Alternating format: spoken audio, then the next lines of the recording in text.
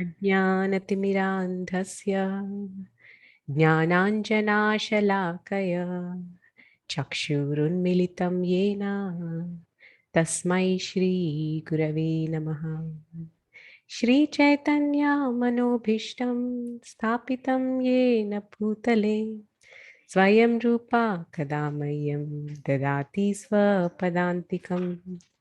वन्देऽहं श्रीगुरोः श्रीयुतापदकमलं श्रीगुरून् वैष्णवांश्च श्रीरूपं साग्रजातां सहगणा रघुनाथान्वितं तं सजीवं साद्वैतं सावधूतं परिजनासहितं कृष्णचैतन्यदेवं श्रीराधा कृष्णपदा सहगणा ललिता श्रीविशाखान्वितांश्च नमो विष्णुपदाय कृष्णप्रेष्ठाय भूतले श्रीमते भक्तिवेदान्तस्वामिनिति नामिने नमस्ते सरस्वती देवे गौरवाणी प्रचारिणे निर्विशेष शून्यवादी पाश्चात्यदेशतारिणे वाञ्छाकल्पतरुभ्यश्च कृपा सिन्धुभ्य एव च पतितानां पावनेभ्यो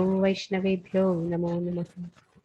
हे कृष्णा करुणा सिन्धो दीनबन्धु जगत्पते गोपेश गोपिका कान्त राधा कान्त नमोऽस्तुते। तप्त काञ्चन गौराङ्गी राधे वृन्दावनेश्वरी वृषभानुसुते देवी प्रणमामि हरिप्रिये। जय श्री कृष्ण चैतन्य प्रभु नित्यानंद श्री अद्वैता गदाधर शिवासादि गौर भक्तवृंद। हरे Krishna Krishna Krishna Hare Hare Hare Ram Ram Ram Hare Hare.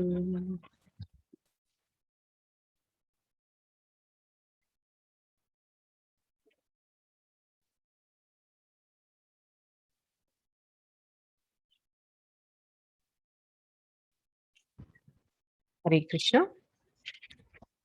So we're all doing the fourth chapter of Gita, and today we will be doing the final and the last session. So we have divided the chapter of Bhagavad Gita, number fourth chapter, into 4 sections. So what is the acronym for this fourth section? Years. Years, exactly. So E stands for Eternal education. eternal education. Yeah. And that was from verses. What are the verse numbers? 4.1 to 4.10. Yes, 4.1 to 4.10 is about eternal education. And what's the next? What does A stand for? Accurate understanding. Accurate understanding. This is from verses? 4.11 to 4.15. Yes, 11 to 15. And R stands for? Removing reactions. Removing the reactions from verses? 16 to 24. Yeah, 16 to 24 is removing of the reactions. And the final section that we are going to study today is S for? Sacrifice. Yeah, sacrifice. And sacrifice is from verses?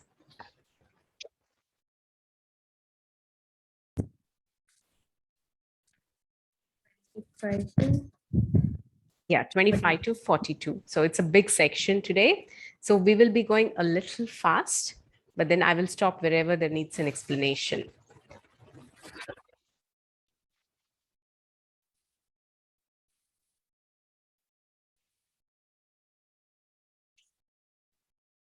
Text 25. Yeah, so last week we have stopped with the verse Brahmarpanam Brahmahavir. So we spoke about how a person who is fully absorbed in Krishna consciousness, whatever activities that he's performing are ultimately, they're all Brahman together. So Brahmarpanam Brahmahavir. Yeah, this is a very famous verse. Actually, many of them recite this verse while honoring the food. Why it is recited at that time? Brahmarpanam Brahmahavir, Brahmagnau Brahmana Hutam. Yeah. Brahmaiva Tena Gantavyam and Brahma Karma Samadhina. These are 4 different sections of this verse which speak about how, the performer of the action that the person is performing, the receiver of the sacrifice or whatever contribution has been made, or the sacrificial arena, and the result of that sacrifice, all of them together culminate in the absolute truth.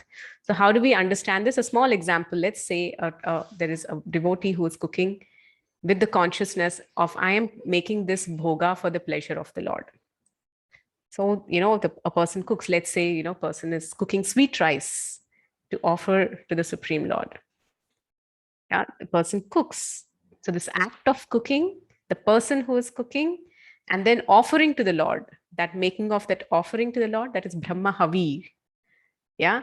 And the Lord to whom the bhoga is offered, and the remnant, Yajna Shishta, all these together consummate in Brahman. That is, all these together is one absolute truth. That means, in simple terms, I will tell you, a person is entangled in this material existence because of material activities. And a person cannot cease to exist without performing activities. Can we? We cannot. So, how to disentangle oneself from these material activities? It is simple. It is by acting in pure Krishna consciousness. When the same activities are dovetailed for the service of the Lord, then the very same activities will liberate one. Okay. Can everybody please mute yourself? Yeah. So just like cooking is a normal, ordinary action that we perform. But generally, what is the consciousness behind cooking? Let me prepare something exciting to satisfy, the titillations of my tongue, so that it has become a material activity. Yeah. But when the same food is prepared for the pleasure of the Lord, offered to the Lord, and the remnants are accepted as prasad, then the whole thing becomes a spiritual activity. This is exactly in simple what this whole process is about. Okay, so let's go ahead with the next verse, text 25. Daivam eva pare yajnam yoginah paryupasate brahmagnava pare yajnam yajnenaiva naivopajuhvati.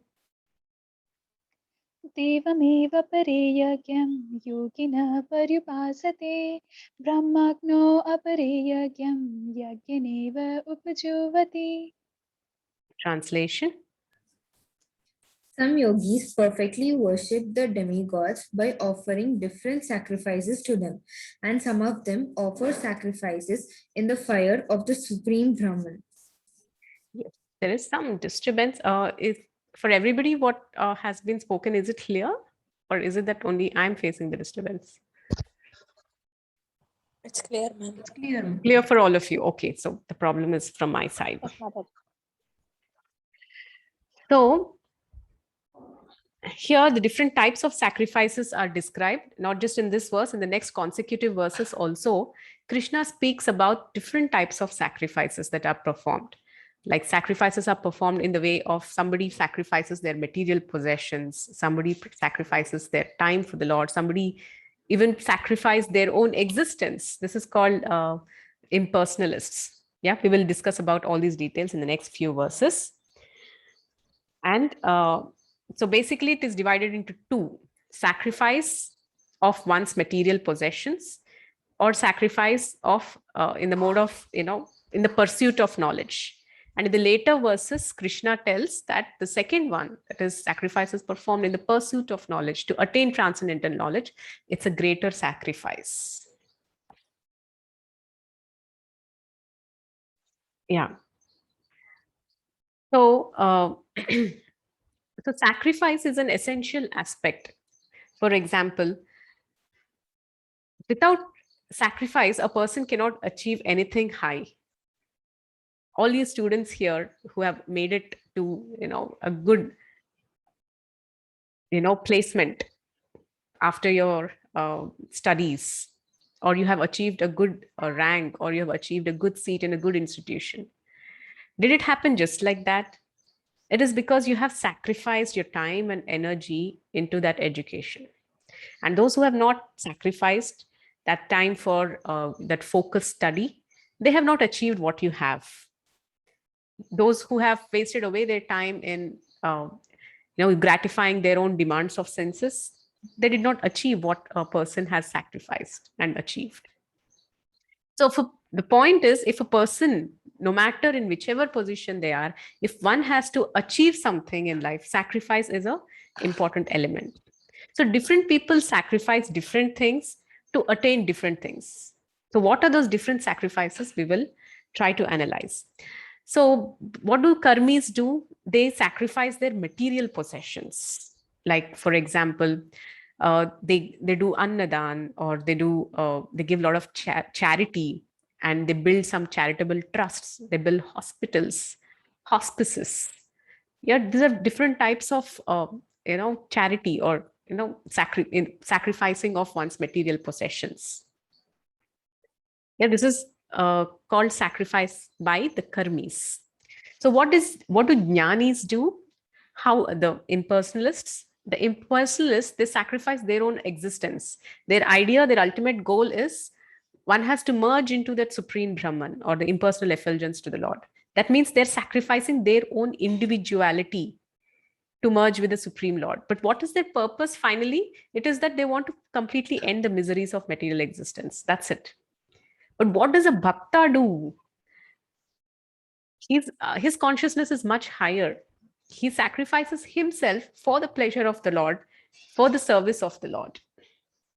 Just like Arjuna, just like Hanuman, they're willing to do anything to serve the Supreme Lord. So that's the highest form of sacrifice. And in the process, they're not interested in losing their individuality, because the idea is, if I lose my individuality, how will I continue to serve my Lord? So my demand is not that I have to become free from my material, anxieties, etc. My desire is just that I serve you in no matter in which situation I'm placed in life. So this is the consciousness of a bhakta, who's always interested, whose every sacrifice is to please the Lord. So there's a great saint called Srila Bhaktivinoda Thakur, who lived about few hundred years ago, probably 150 years ago. He's a great acharya coming in this line of disciplic succession of Brahma Madhva Gaudiya Sampradaya. So he's written many beautiful bhajans on Lord Krishna. Actually, I wanted to share that bhajan with you. I don't know if Sindhuja can produce it. Which one? Mama Mana Mandire. Okay. Yeah, so it's a very sweet, short bhajan, very nice to sing, in which he expresses the desire of a devotee to offer everything for the pleasure of the Lord. It's such a sublime emotion. Actually, Srila Bhaktivinoda Thakur, he was such a powerful personality. He was the magistrate of court during the British time. And he was so expert at his profession that the Britishers were willing to do anything to have him come and work at their office. Because what the normal people used to take about 10 to 15 days to solve one case, he used to solve that case in half an hour. So that was his expertise. And with all that great achievement in his profession and even in his family life, he had 10 children, and one of his son is none other than Srila Bhaktisiddhanta Saraswati Thakur, who is the great spiritual master of Srila Bhaktisiddhanta Swami Prabhupada. And fulfilling all his responsibilities at his duties, at home, in the night, around 12 o'clock, when everybody was fast asleep, he used to wake up and he used to compose beautiful bhajans for the Lord. So this is a sweet bhajan. I'll just sing. I didn't bring any kartal or mridanga, but I'll just sing for you. Mama mana mandire raho nishidin Krishna Murari Sri Krishna Murari. So here is what he's singing, what he wants to offer to the Lord. Bhakti Preeti Mala Chandan Tumi Niyo He Niyo Chittanandan Jivana marana tava puja nivedan sundar he manhari Krishna Murari Sri Krishna Murari Esho Nanda Kumar Nanda Kumar Habe Prem Pradeepe Arati Tomar Nayane Jamuna Jhare Anivar Tomara Virahe Giridhari Krishna Murari Shri Krishna Murari. What this means is that Srila Bhaktivinoda Thakur is singing that devotion, love, flower, garlands, and sandalwood paste, please accept. Oh, please accept, oh delighter of the Hari. So, where he wants to offer them, he has made his heart a temple for the Lord. And he's asking Krishna to come and reside there, Nishi Din, both in the morning and in the daytime. I mean, both in the morning and in the night. And he's saying that in life or in death, I worship you with these offerings. And this is the most beautiful verse. Come, son of Nanda, and then, O son of Nanda, I will offer your Arati ceremony with the lamplight of my love. He's saying that Prem Pradeepe. So we all go to the temple. We see the pujari offering, the lamp, Arati. And he's saying here, I want to offer this Arati with the Pradeepa of love. So, can you please turn off your mics? Yeah. So, and it's a very, very sweet bhajan. You have to hear some very nice singer singing this. So, what I'm trying to say through this bhajan is how this is the heart of a devotee. He is also sacrificing everything, Nishi Din, and he's offering his heart, his love, and whatever he has, he wants to offer. Like the same poet, same Acharya writes another song. Manasa deho geho jo kichu mo arpilu tuva pade nanda kishore. It means manasa, my mind, deho, geho, that is my body and my spirit, everything, and my soul, whatever belongs to me, Krishna, I'm just offering it to you. So this is the sacrifice of a devotee. And it's not a sacrifice, it's an expression of one's love. So, so this is the difference in the levels of sacrifice, the sacrifice of a karmi, a sacrifice of a jnani, of a yogi, and finally a bhakta. So everybody is performing sacrifices. But what is the difference between the other yogis performing the sacrifice and a devotee performing the sacrifice? We'll see it more clearly in the next verses. Text 26. Shrotraadinindriyanyanye samyamagnishu juhvati shabdadin vishayan anya indriyagnishu juhvati. श्रोत्रादीनिन्द्रियाण्यन्ये संयमाग्निषु जुह्वति शब्दादीन् विषयानन्या इन्द्रियाग्निषु जुह्वति. Translation. The unadulterated brahmacharis sacrifice the hearing process and the senses in the fire of mental control, and others, the regulated householders, sacrifice the objects of the senses in the fire of the senses.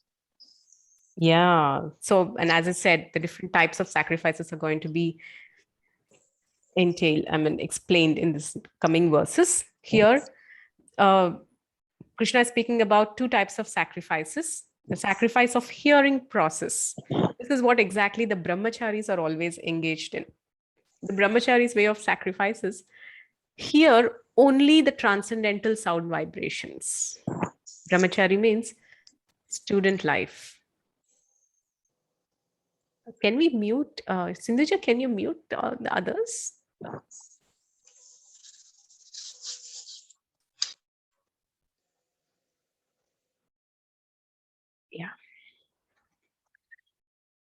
So a brahmachari, what does he offer? What does he sacrifice? He sacrifices his hearing process.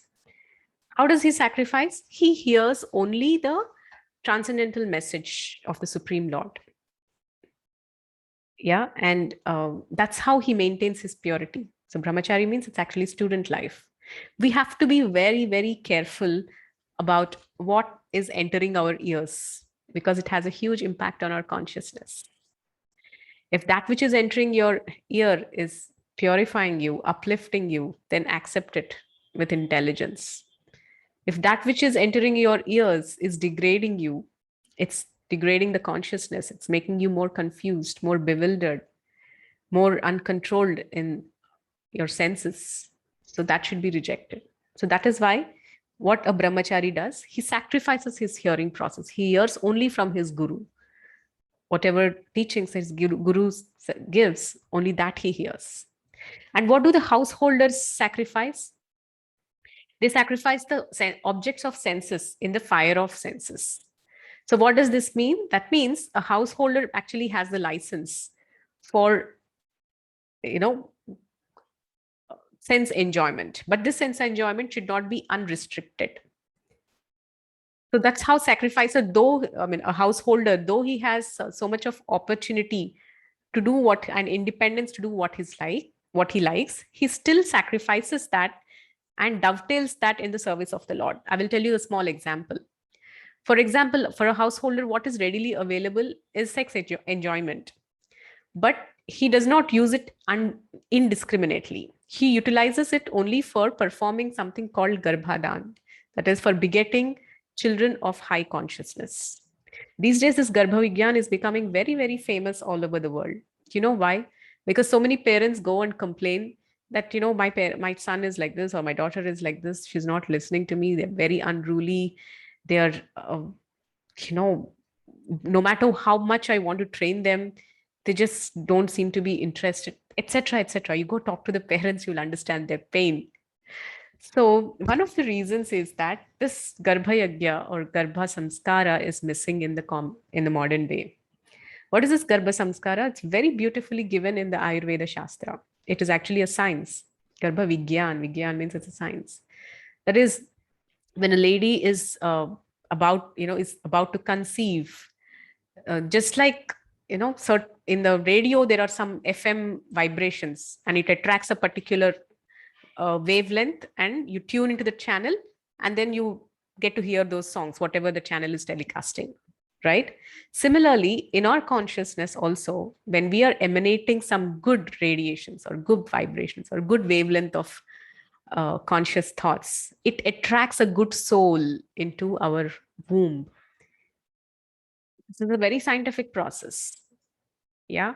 And such a good soul, when it enters the womb of the mother and is given good samskaras by the mother when the child is in the womb for the first 9 months, it is said, 90% of the samskaras of a child are formed when the child is in the womb.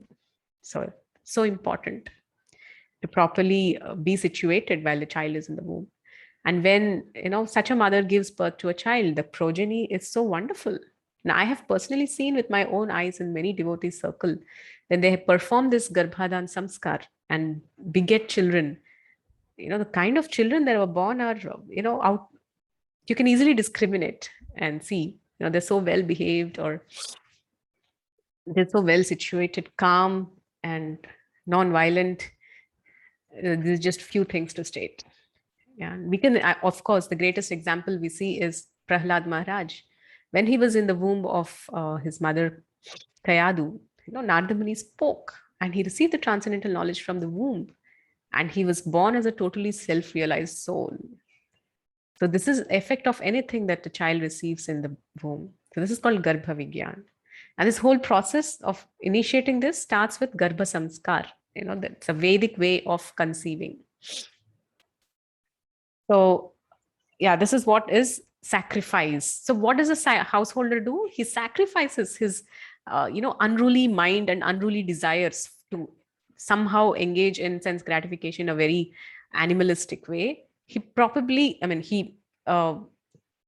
he tends to dovetail it, as per the Vedic instructions.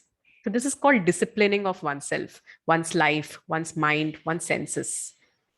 And sacrificing such sense gratificatory propensity, the householder performs sacrifices. And this sacrifice does great good to oneself and to the society at large. Text 27. Sarvani indriya karmani prana karmani chapare atma samyama yogagnau juhvati jnana deepite. सर्वाणि इन्द्रियकर्माणि प्राणकर्माणि च अपरे आत्मसंयमयोगाग्नो जुह्वति ज्ञानदीपिते. Translation. Others who are interested in achieving self-realization through control of the mind and senses offer the functions of all the senses and of the life breath as oblations into the fire of the controlled mind. Here, Krishna is describing more about the Patanjali system of yoga. So the Patanjali system of yoga, it's the, close to the Hatha Yoga process. It is, it states the importance of controlling and balancing the various life airs in a way that they actually bring about a balance in the body and mind in a way that it will ultimately purify the soul. So according to this Patanjali yoga system, there are two types of souls, Pratyagatma and Paragatma. So Paragatma is that soul which is very, very much into sense enjoyment. That is, sense enjoyment is everything for this Paragatma. So what is Pratyagatma? Pratyagatma is a purified soul. And the purpose of performing this Patanjali yoga system is to attain to the standard of Pratyagatma. So what is that process? The process is, as I said, balancing the different airs. There are different airs in the body. They're called the Vayus, the Prana Vayu. The Prana Vayu is responsible for metabolizing different activities.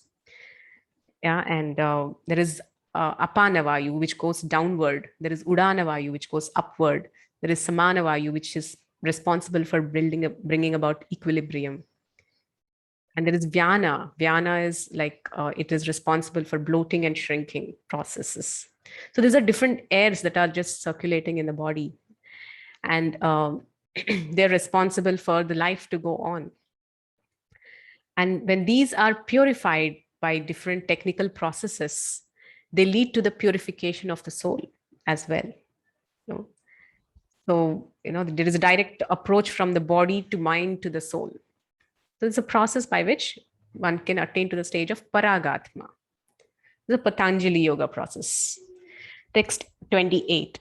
Dravya yajnastapo yajna yoga yajnastatha swadhyaya jnana yajnascha yatayah samshita vrataha.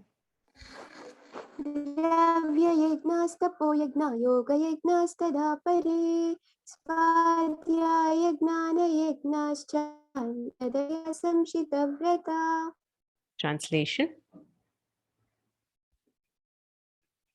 Having accepted strict vows, some become enlightened by sacrificing their possessions and others by performing severe austerities, by practicing the yoga of eightfold mysticism, or by studying the Vedas to advance the transcendental knowledge.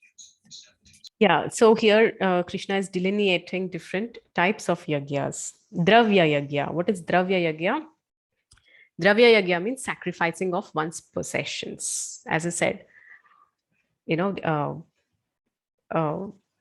materialistic possessions, like one gives up a certain amount of cash or certain amount of their earnings, or they build various hospitals, or they do perform some altruistic activities with the possessions that they have. So that is dravya yagya.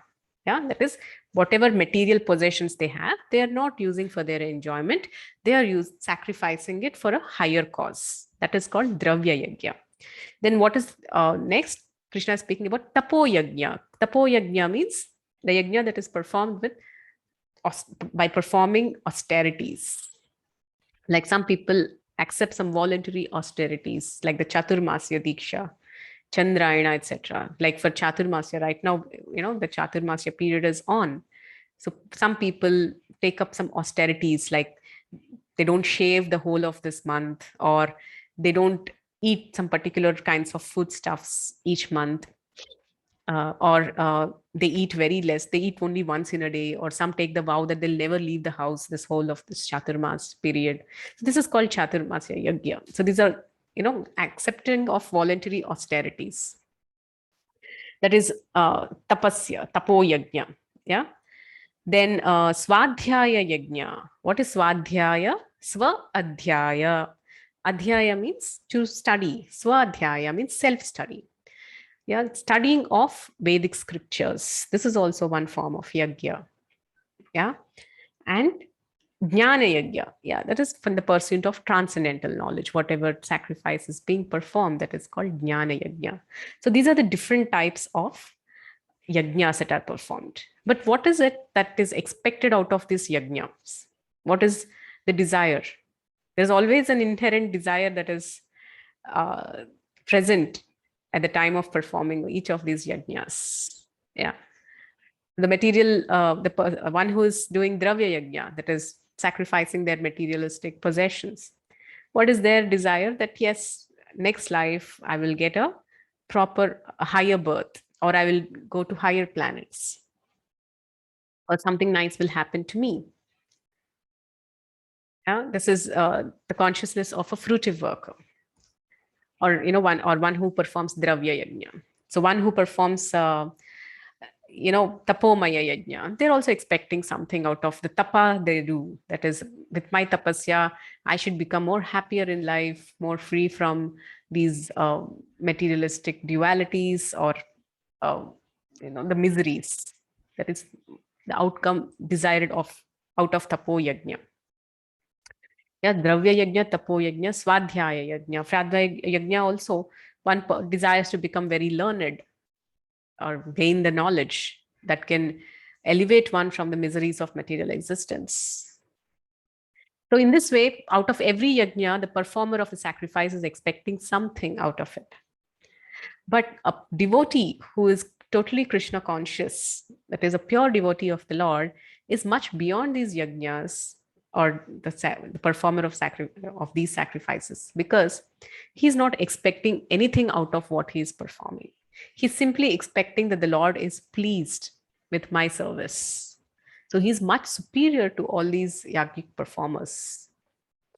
But certainly the performer of these yajnas are much superior to a materialistic person who has no understanding of sacrifice or yajnas. But highest is the consciousness of a devotee who performs so many activities as a sacrifice for the pleasure of the Lord, not for his own personal aggrandizement. Yeah. Text 29. Apane juhvati pranam prane panam tatha pare pranapana gati rudva pranayama parayanaha apare nityatahara pranan praneshu juhvati. अपाने जुवति प्राणं प्राणे अपानं तथा परे प्राणापानगतिरुत्वा प्राणायामपरायणाः अपरे नियताहारा प्राणान् प्राणेषु जुवति. Translation. Still others, who are inclined to the process of birth, restrain to remain in trance, practice by offering the movement of the outgoing breath into the incoming and the incoming breath into the outgoing, and thus at last remain in trance, stopping all breathing. Others, curtailing the eating process, offer the outgoing breath into itself as a sacrifice. Yes, so this is the description of the various the pranayamas. Those who are performing these pranayams, they must be knowing there are different ways a person performs pranayam. There's purak, kumbhak, rechak. In wherein a person attains great control over their breathing processes, and attain a state where these these breaths are in control. But basically the purpose of this is to increase the longevity of life.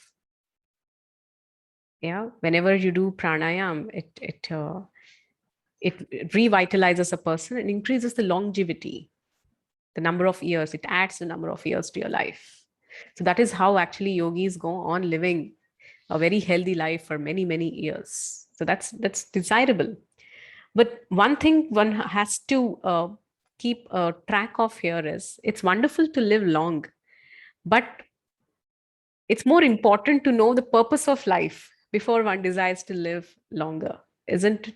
If not, a person might just go on living for years and years. This is stated in the Upanishad, that a person might go on living for years and years, but if he does not understand the purpose of life, what is the use of such a life? Even trees live for millions of years. There are some trees, like the redwood trees of California. They are known to survive thousands and thousands of years undisturbed. So what is it? I mean, imagine the soul that is just living in the tree for so many years. So what is the use of living long if one does not understand the purpose of life? There are, I know some friends, my friends' friends.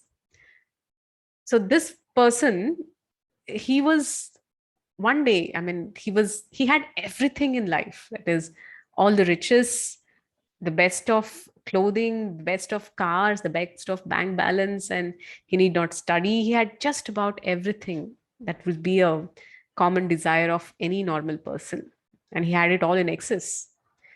And he used to just hang out with his friends, spend a lot of time in all these pursuits. One day he was just disgusted with life because, he has seen just about everything, been there and done it. It's kind of that state he has achieved. He was just so disgusted with life that he just went, locked himself in a room, and he just committed a suicide because he just didn't know what to do with his life in the prime of his youth. So, I mean, we can just imagine what a person can become if the person does not understand the purpose of life. First, one should understand what the purpose of life is, and in the process of achieving that purpose, whatever is favorable, one should accept it, and whatever is not favorable, one should reject it. This is simple intelligence. Without understanding the purpose of life, in whatever pursuits we do, ultimately they lead to frustration and confusion. So, yeah. And Krishna also says, others curtailing the eating process offer the outgoing breath into the sacrifice. So actually reducing the whole process of eating is very helpful in the matter of control of senses. Yeah. So in fact, it elevates us. If one can gain control over one's tongue in terms of our speech, in terms of what we are eating, we can really be such far better people than what we are right now. So, we do so much in the name of crash dieting, etc., etc. And but it is not that, we do crash dieting for a period and then we begin pouncing after the, desired weight is reached. I've seen many people, they become so thin and again they become so fat. It's just expanding and contracting. This is called, not having the proper understanding of why we are doing what we are doing. So, yeah. So reducing the eating process also is a kind of sacrifice which can be accepted.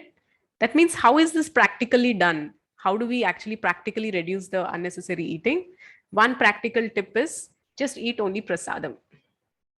Eat the food that has been offered to the Lord. This is a very easy way of attaining to this level of austerity in terms of, or sacrifice in terms of eating. When we eat only Krishna prasad, that means the mouth does not open to any other item other than the prasad of the Lord. That itself is a great purification to the body and the mind. A person makes tremendous advancement just by following this one injunction. Just eat only prasadam. Okay, text 13. Sarvepyete yajño vido yajñakshapita kalmashaha yajña shishtamrita bhujo yanti brahma sanatanam. सर्वेप्येते यज्ञविदो यज्ञक्षपितकल्मषः यज्ञशिष्टामृतभुजो यान्ति ब्रह्म सनातनम्. Translation. All these performers who know the meaning of sacrifice become cleansed of sinful reactions, and having tasted the nectar of the results of sacrifices, they advance towards the supreme eternal atmosphere. Yeah. So what is the result or outcome of performing these sacrifices? One becomes cleansed of sinful reactions. So somebody may ask, why do we have to even control the senses? Whatever the senses are demanding, just give them. What's the big issue with it? The eyes want to go and watch a great movie which is all colorful with all the emotions of violence, of romance, etc., etc. Just give it to the eyes, let it watch. Ears, the ears want to hear some uh, rock music, or very thrilling, metallic, etc., etc., that kind of music. Why don't you give it to the ears? Here. Tongue, the most uncontrollable. It wants to taste so many varieties of food items. So why don't you just supply it to the tongue when it's demanding? So why should one control the senses? The fundamental point. Why should one control the senses?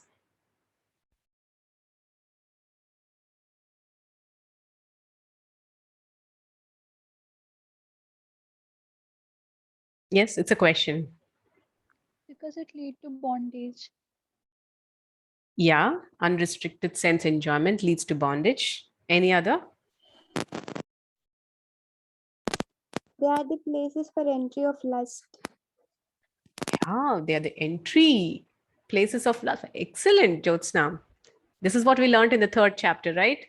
Strategic position, and the entry point of lust is the senses.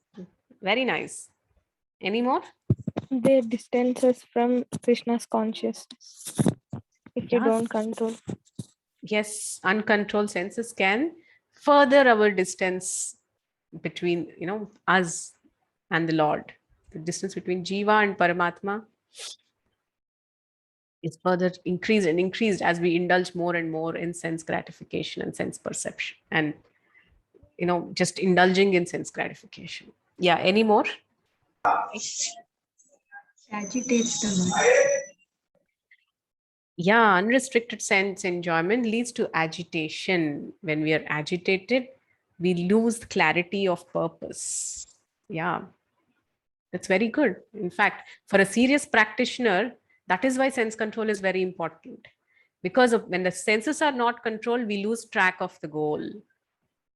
That is where we tend to go here and there, become distracted, become deviated, become diverted, and fall back into the material pool again. Why? If you go back and search out the reason is the person has not controlled the senses sufficiently. Very nice answer. Any more? Yeah. Yes, Bhavika, what did you say?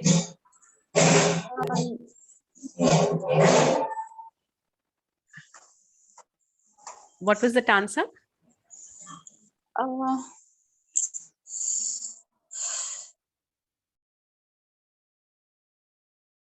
Okay, I couldn't hear that. Sindhuji, did you hear anything? I think it was frustration. I don't know. Okay, it was frustration. Fine. Yes. So, Mataji, yeah. like how much ever we enjoy with our senses, at the end, finally, we do not feel satisfaction or ultimate happiness. Excellent point. Excellent point Pallavi has shared. She's saying that how much ever you try to satisfy or gratify these senses, they are never pleased or satisfied. There are, they ask for more and more. And this whole process is only going to lead you to further frustration, because there is no point at which you feel really satiated and that's enough. In fact, in one of the shastras, the senses are also called shameless, because how much ever you give, they demand more and more. Yeah, the person becomes frustrated in this whole pursuit of gratifying senses. So very nice points that you have contributed. You become deviated, you become distracted, you become frustrated, many other things that you have told. Yeah. So what does these sacrifices do? They help one to become cleansed of the sinful reactions that are accrued because of unrestricted sense enjoyment. Yeah, one more thing is the result of the unrestricted sense enjoyment is it results in sins. If you do particular acts, you have to pay the price for it. Ignorance of law is no excuse. In ignorance, a person might perform many sins, and each of those sins have their own reactions, and one has to bear all those reactions. So, but then performance of sacrifices is such a great activity that it even purifies the sinful reactions of the sins that have been committed. So that is a great advantage. Text 31. Nayam lokostya yajnasya kutonya kuru sattama. Yeah. Nayam loko asti ayakyasya kuto anyaha kuru sattatam. Yeah. Translation. O best of the Kuru dynasty, without sacrifice, one can never live happily on this planet or in this life. What then of the next?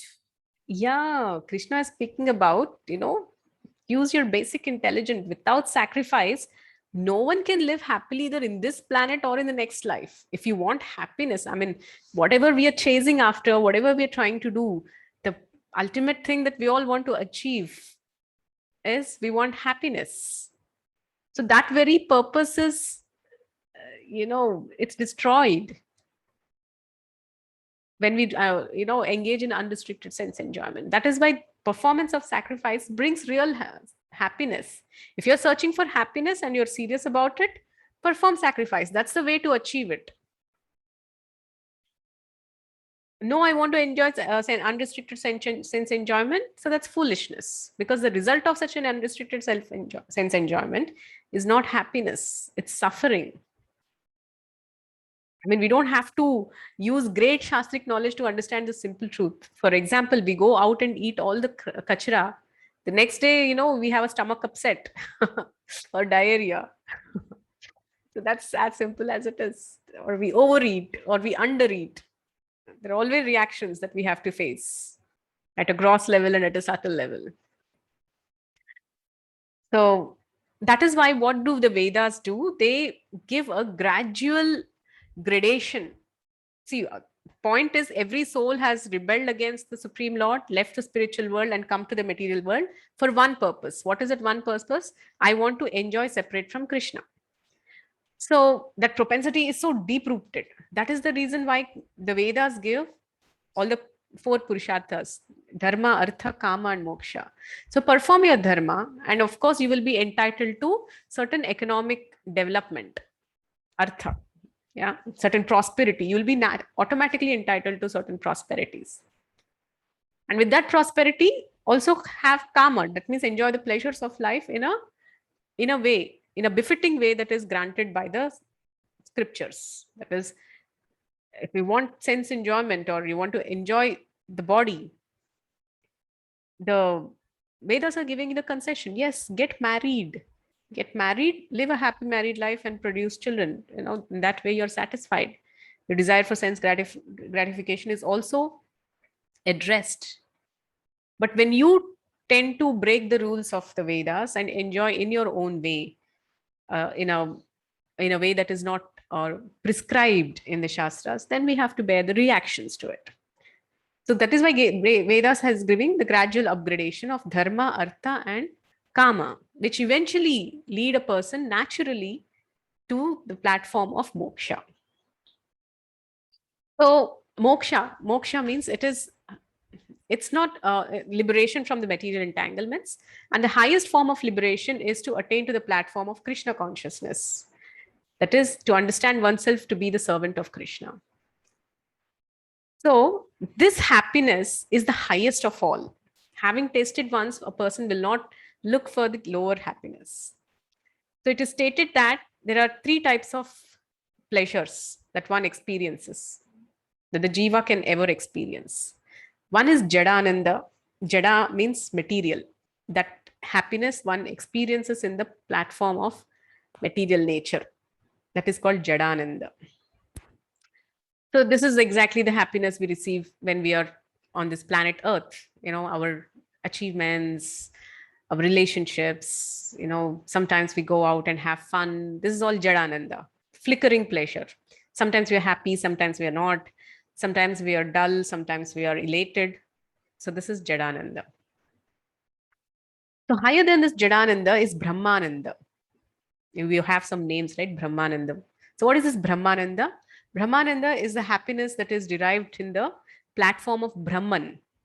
Brahman means which is free from material dualities. That is, it's a constant happiness. Yeah, there is no ups and downs. There is no duality of misery and pain, or misery and happiness. So as I said, in Jadananda there is the duality. In Brahmananda there is no duality. This constant happiness. It is compared that this Jadananda is like a drop in the ocean of Brahmananda. Higher than this Brahmananda is something called Premananda. So this is the bliss of the spiritual world, and it comes out of the experience of pure love towards the Lord. It is called Premananda, and it's the highest form of pleasure the soul can ever experience.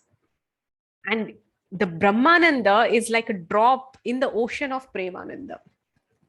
That is the magnitude of the happiness a soul experiences when it is back in the spiritual world. So, the soul is simply caught up in this Jadananda and, the little bit of here and there pleasure and pain, and it forgets its original treasure that it has, the treasure of its love for the Lord, that is its true belongingness in the spiritual world. And it goes around wandering to get these few drops of Jadananda. Okay. Evam bahuvidha yagya vitata brahmano mukhe karmajan viddhitan sarvan evam jnatva vimokshase. Text 32.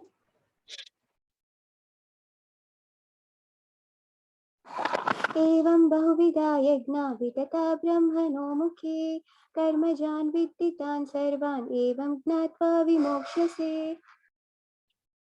Translation. All these different types of sacrifice are approved by the Vedas, and all of them are born of different types of work. Knowing them as such, you will become liberated. Yes. So by knowing all these types of sacrifice as such, that means in truth, you will be liberated. So these are the sacrifices that are done with body, mind, and intelligence. Sacrifice done with the body is the karma, dravya yagya. Mind is with the mind, that is the hatha yogis. What they perform through their mind control is the yagya of the mind. With the intelligence is the jnana yagya. So all of them lead to liberation. Shreyan dravyamaya yajna jnana yajna parantapa sarva karma khilam partha jnane parisamapyate. श्रेयान् द्रव्यमयात्यज्ञात् ज्ञानयज्ञ परन्तप सर्वं कर्मखिलं पार्थ ज्ञाने परिसमाप्यते. Translation. O chastiser of the enemy, the sacrifice performed in knowledge is better than the mere sacrifice of material possessions. After all, O son of Pratha, all sacrifices of work accumulate in transcendental knowledge. Yes. So Krishna is telling that the sacrifice that is performed in knowledge is far superior than that sacrifice which is performed in ignorance. That is, a person might be just sacrificing all their material possessions, but if they do not know the right understanding of why they're performing this sacrifice, for whose pleasure they're performing this sacrifice, they do not have the knowledge of this, then this kind of a sacrifice of these possessions tantamounts to a mere material activity. It's not spiritual. When a person performs these sacrifices in the consciousness of the Supreme Lord, with the knowledge of its purpose, which is to satisfy Yajneshwara, Krishna, then such a sacrifice is spiritualized. And the results are also spiritual and elevation. So that is why knowledge, the transcendental knowledge, is very important. So in the future verses, we will also be seeing that the knowledge is compared to 3 different analogies are given.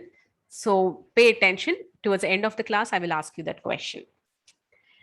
Text 34, very, very, very important verse. Please mark it, underline it, by heart it, and follow with your heart and soul. This is the recipe for success in your life. Text 34. Tadvidhi pranipatena pariprashnena sevaya upadekshanti te jnanam jnaninastattvadarshinaha. तद्विद्धि प्रणिपातेन परिप्रश्नेन सेवया उपदेक्ष्यन्ति ते ज्ञानं ज्ञानिनस्तत्त्वदर्शिनः. Translation. Just try to learn the truth by approaching a spiritual master. Inquire from him submissively and render service unto him. The self-realized souls can impart knowledge unto you because they have seen the truth. Yes. So many, many important spiritual truths are spoken in this verse. Very, very important. Yeah, tad vidhi pranipatena. That is, one should approach, if one is really interested in acquiring knowledge, yeah, so one has to approach the spiritual master with the right attitude. Without this process, one has never succeeded in the spiritual life. This is the recipe. That is, one should approach a spiritual master with the right attitude.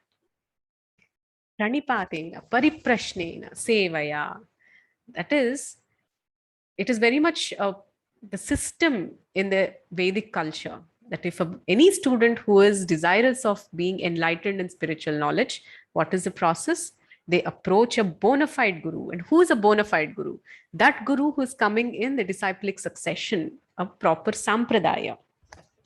That is, we have learnt about these sampradayas in our Discover Yourself sessions. There is Brahma Sampradaya, Rudra Sampradaya, Shri Sampradaya, and Kumara Sampradaya. So the bona fide spiritual master, that who has realized the truth.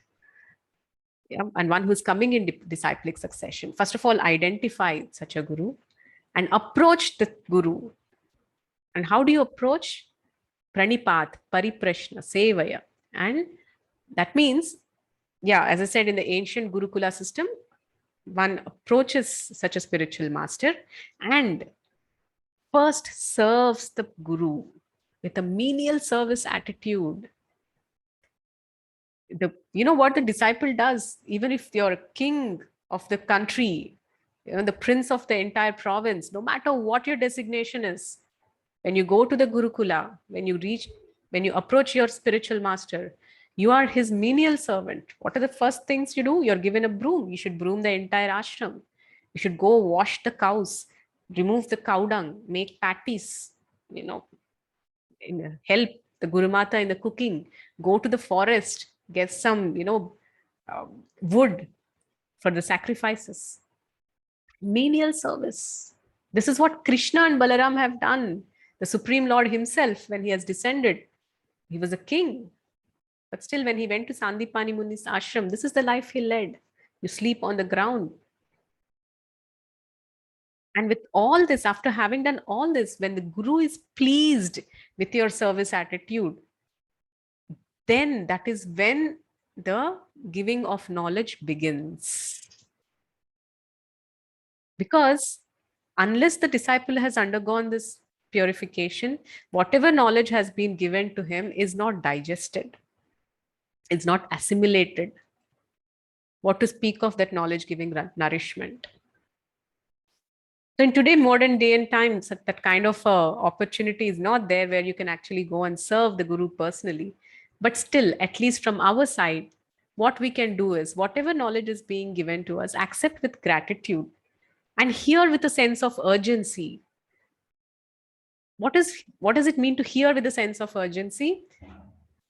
It is said that, all of us know about aircraft, aeroplane. So when the pilot is flying the plane, what does he do? He hears the message from the control room. Yeah, the control room, the personnel, they keep directing him, go straight, go right, etc., etc. So when the pilot, after gaining a bit of expertise, he is not very attentive. He hears, but yeah, he's driving, he's flying. But just imagine the same plane is about to crash due to some unavoidable reasons. Then what does the pilot do? Immediately he becomes alert. He sends signals to the control room and says the plane is about to crash. So at that time, the control room, being aware of all the situation, they give certain messages. This is what you're supposed to do. This is what you're supposed. So at that time, how does the pilot listen to the message? With what attentiveness? With what urgency? That is the urgency with which you have to hear the message of the scriptures. That is when these messages penetrate deep into our heart and bring about the desired transformation. So to the degree we have that urgency to hear the message from the Gita, to that degree the transformation and elevation comes about. It said in Nectar of Instruction that the advancement of a person in spiritual life depends on the attitude of the follower. Whatever is the attitude, that much progress a person makes. So this verse speaks about that attitude of service, that attitude of being humble in one's approach. And pariprashna, yes, you can question the guru, but with what mood? Guru is not some Google search that you ask some questions and I have to get some answers and let me get some intellectual gratification out of it. No. In this way, your questions may be answered, but you do not receive any transformation. And if you do not receive any transformation, it does not transform into application. And thereby, who is benefited? So the right way of questioning is also stated in this particular verse. Yeah, the inquiry should be in the mood of submission. What is submissive inquiry? Submissive inquiry is, that means, oh, my dear master, I have this question. If you could kindly answer this question, I can have greater understanding, and I promise you that I will genuinely apply this. When you have the genuine intent to apply and then you ask a question, such an answer can really elevate a person to a high degree of consciousness. This should be the mood of inquiry. Prabhupada writes very wonderfully. Prabhupada writes, in this verse, both blind following and absurd inquiries are condemned. What is blind following? Okay, whatever you say, I mean, I don't have any questions, or, yeah, say whatever you're saying.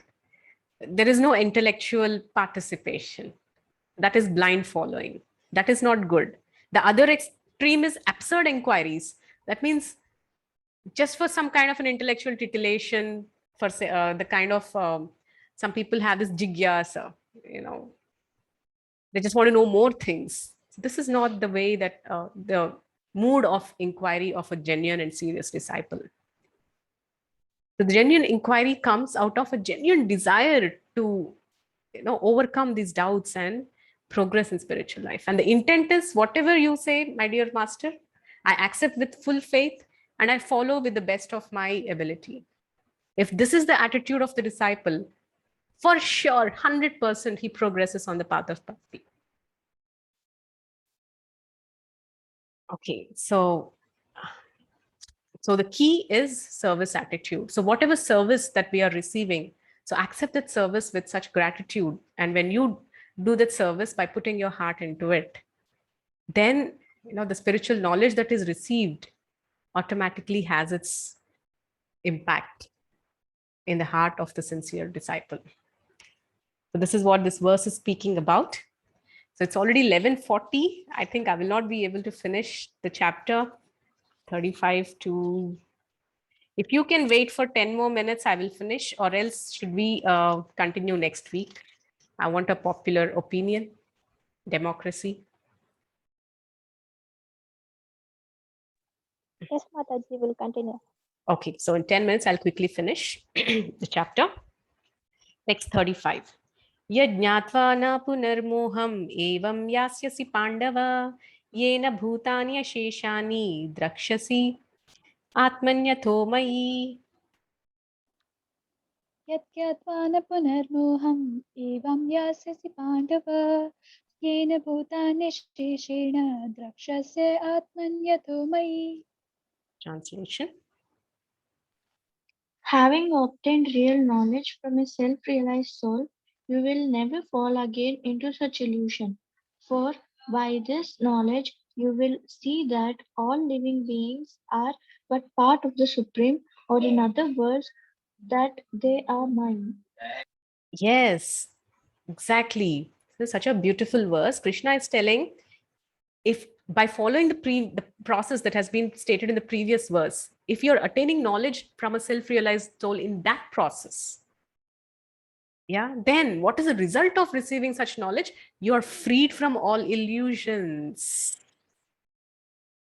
Yeah, and what is this? You see the knowledge by which you see all living beings as part of the Supreme. That means this is a realization at what level? At the level of Brahman.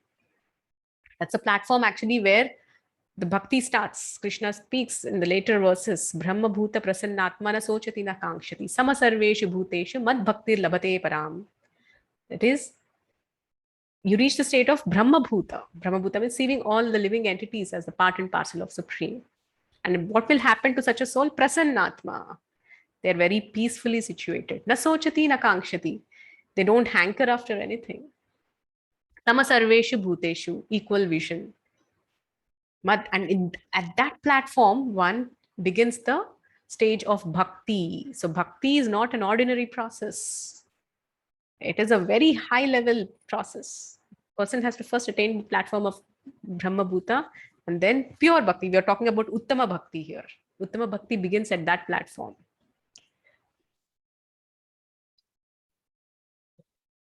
Yeah, text 36. Api chedasi papebhyah sarvebhyah papakruttamah Svarvam jnana plavenaiva vrijinam santarishyasi. अपि चेतसि पापेभ्यः सर्वेभ्यः पापकृत्तमः सर्वं ज्ञानप्लवेनैव वृजिनं सन्तरिष्यसि. Translation. Even if you are considered to be the most sinful of all sinners, when you are situated in the boat of transcendental knowledge, you will be able to cross over the ocean of miseries. Yeah, so this is analogy 1, mark it. Jnana plavam, the transcendental knowledge is compared to what? Plavam means boat. That is, if you're, imagine that you're just swimming in a shoreless ocean. How long can you swim? You'll be tired. You cannot get out. At that time, a boat comes to rescue you. What will be the gratitude that you will feel for that person in the boat and for the boat? So this boat is what? It is a transcendental knowledge. And what can this boat do? It can actually ferry you across this endless ocean of material existence and take you to the other side. So that is why it's called Jnana Plavam, the boat of transcendental knowledge. And this is not just for some chosen people. And no matter how sinful one's background is, no matter how many overt sins that one has made in the past, not a criterion for rejection. You just simply have to accept the boat with faith. Now comes the point of faith. Krishna speaks about that faith. And then enter that boat and you will be ferried across. Yeah. Yathai dhamsi samidhognir bhasmasat kurute arjuna jnanagni sarva karmani bhasmasat kurute tatha. यथेधांसि समिद्धो अग्निर्भस्मात् कुरुते अर्जुन ज्ञानाग्निः सर्वकर्माणि भस्मात् कुरुते तथा. Translation. As a blazing fire turns firewood into ashes, O Arjuna, so does the fire of knowledge burn to ashes of all reactions to material activities. Yes. So this is analogy 2. Now here, knowledge is compared to fire. So what does fire do? It burns. So what is the transcendental knowledge, the fire of transcendental knowledge? What does that do? It burns. What does it burn? It burns away all the reactions. So the reason why we are continuing our existence in this material world or why we are still suffering is simply because our reactions to the past sins or past karmas. And what can this transcendental knowledge do? It is like fire. It can burn away all these reactions. It has that potency. So, and what does it burn away? It burns away both pious reactions and impious reactions, both. So why is it good to burn away even the pious reactions? It is simply because an intelligent person will not look for a AC accommodation in a jail. So what are the results of pious activity? That means you're getting a better accommodation or facility in this material world. That is simply like, in the jail, a prisoner is wanting an AC room with, which serves better food, etc. But an intelligent person will want to get out of the jail. They're not interested in building better facilities in a jail. Similarly, a person in knowledge will not wait to improve their material facilities by performing all these Jyotishtoma sacrifices and uplift oneself to heavenly planets, etc. That's not the program of a person in knowledge. That's not the program of a devotee. That's not the program of a transcendentalist. They understand the temporary nature of this material world and all the facilities that they can obtain here or on a temporary level. So this does not mean one has to at once put an end to all material programs and just renounce everything and go away. One has a life to lead, and one should lead that life in knowledge and accept as much is favorable for one's spiritual cultivation. This is actually one of the sign of surrender. Anukulyasya sankalpam pratikulyasya varjanam. Anukulyasya sankalpam means whatever is favorable for the practice of my spiritual life, I will accept that with faith, with determination. That is anukulyasya sankalpam. Pratikulyasya varjanam. When you are understanding that something is unfavorable to my devotional life, varjanam, leave it without any attachment. This is the sign of surrender. There are 6 signs. I just told you the first 2.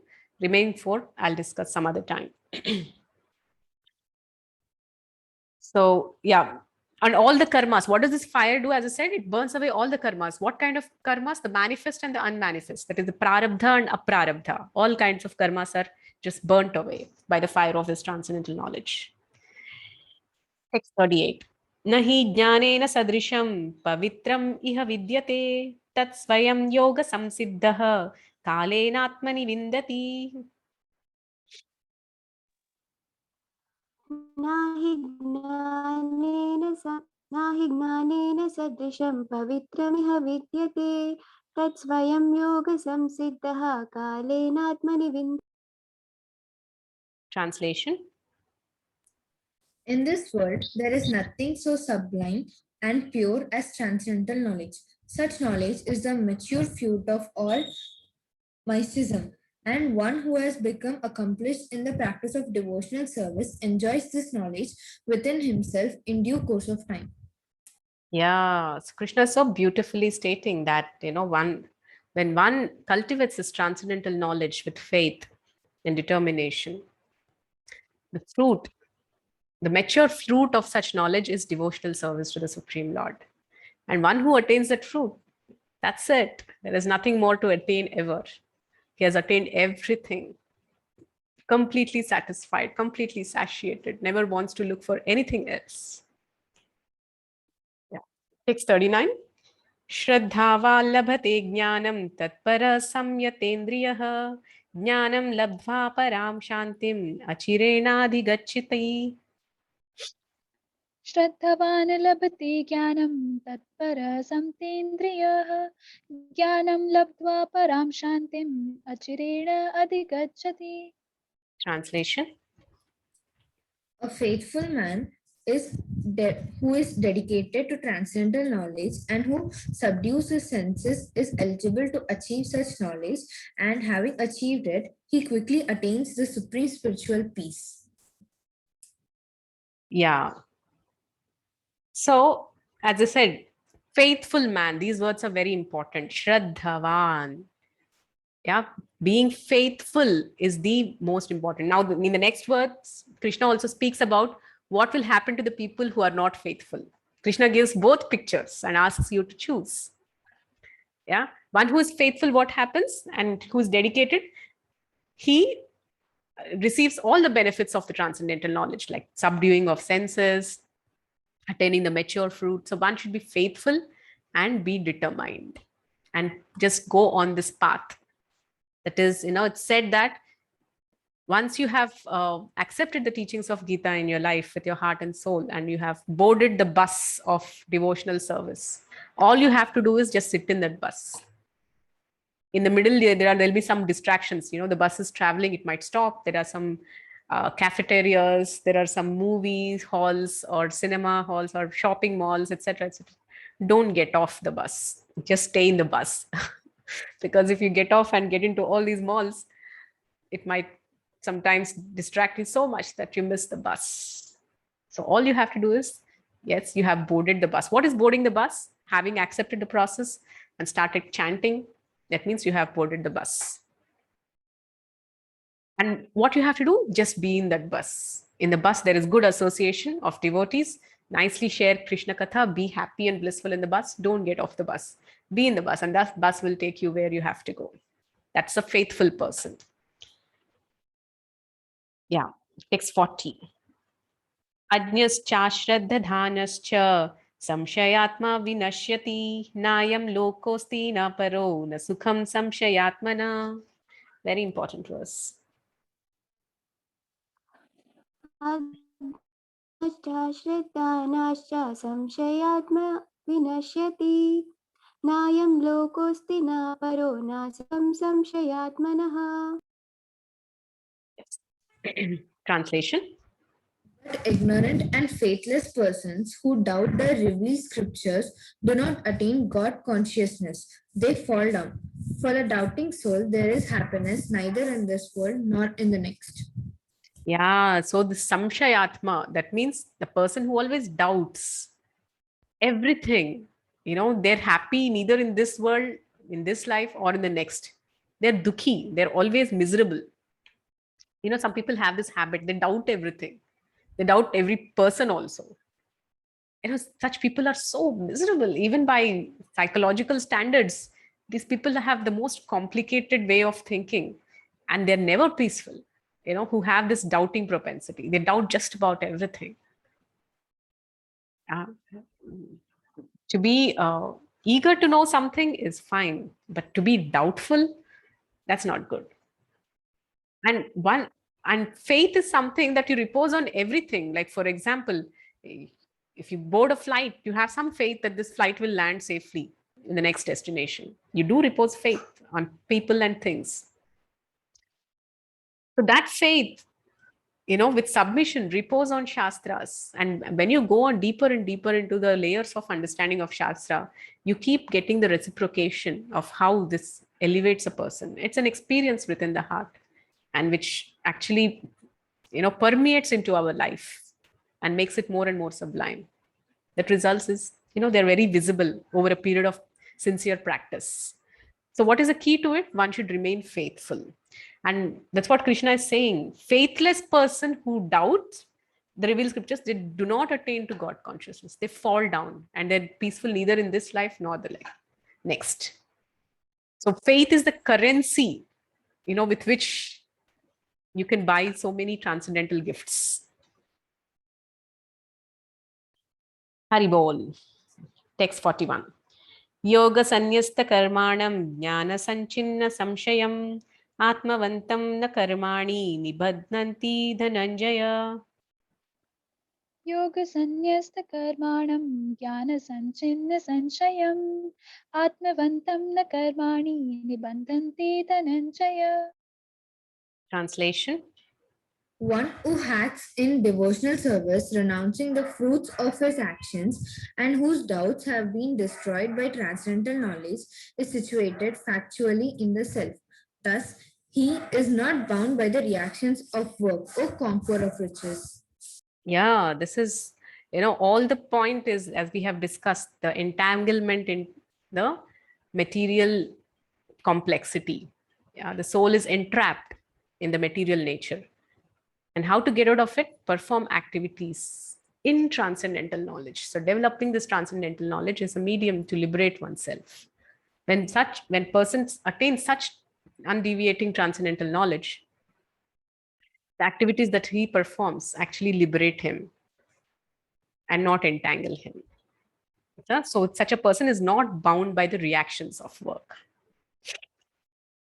Next 42, the final verse. Tasmad ajnana sambhutam hritstham jnanasinatmanah chitvainam samshayam yogam atishtottishta bharata.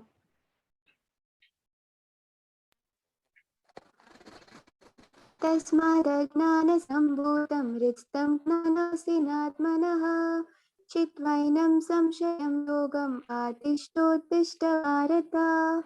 Translation.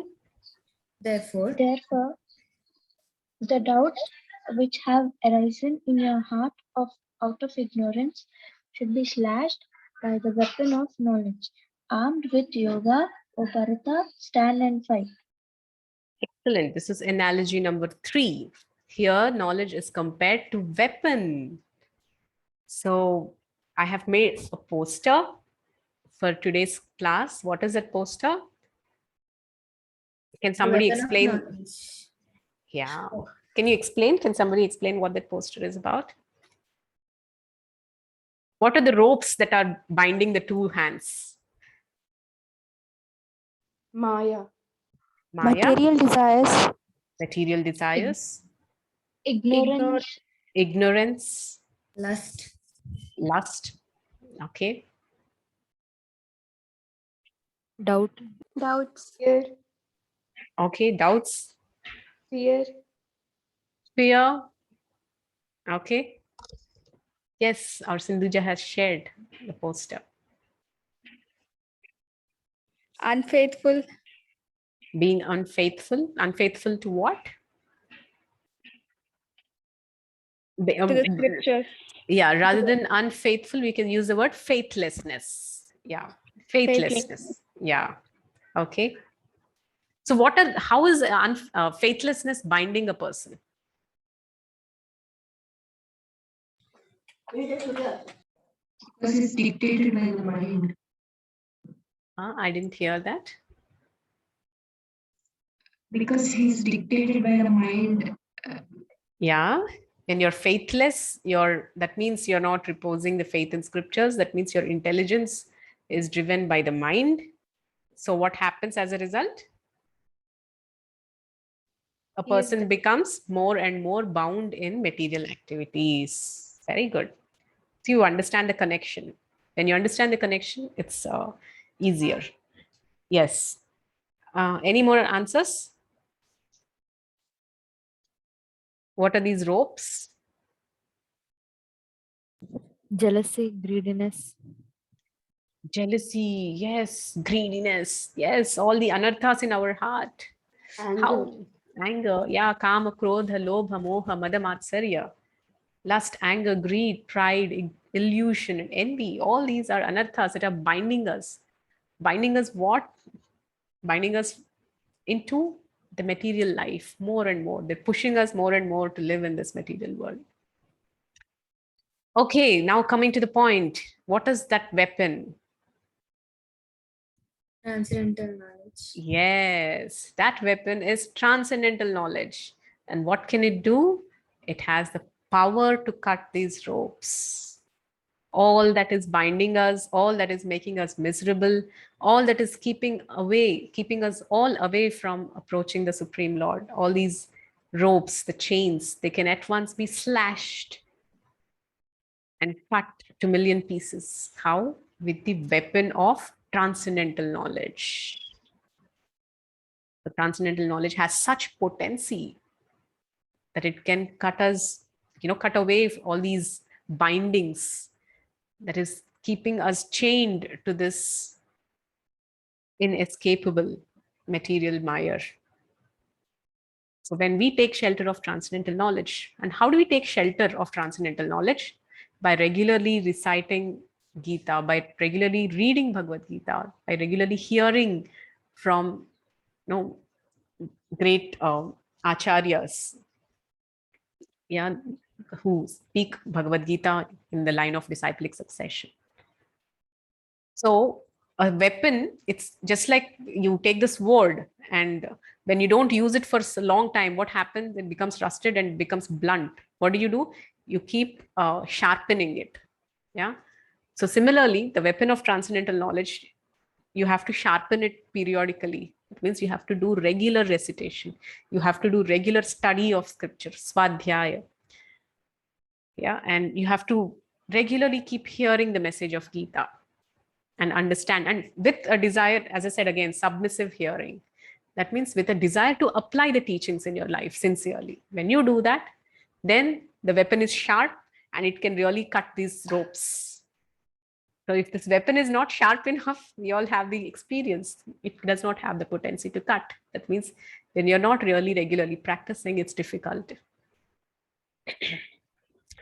Okay, so thank you all very much. It was really wonderful going through this section.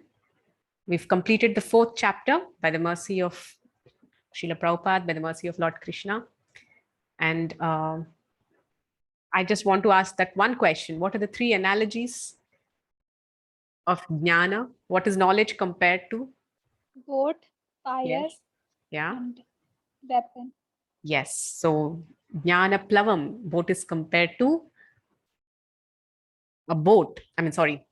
Knowledge is compared to a boat. Yeah. Jnanagni, that is, knowledge is compared to fire. And knowledge is compared to a weapon. So it has all these 3 properties. So this is the Jnana Yoga of Bhagavad Gita, chapter 4. Here we end. And the next chapter is Karma Yoga, that is action in Krishna consciousness, further explained. Thank you very much. Yes, any quick questions? It's already 12, but I think I will take the questions in the Gita Magic group. Okay. Fine. Thank you all very much. It was a pleasure to be with all of you. Srila Prabhupada ki jai.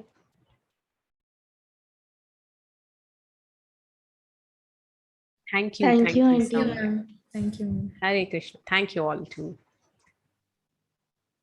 Hari Bol. Who is Saumya?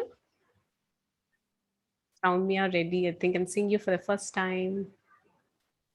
Mataji, it's me, Shravya, actually. It's your sisters. Okay. Yes, Mataji. Hari. See you all next week. Bye. Bye.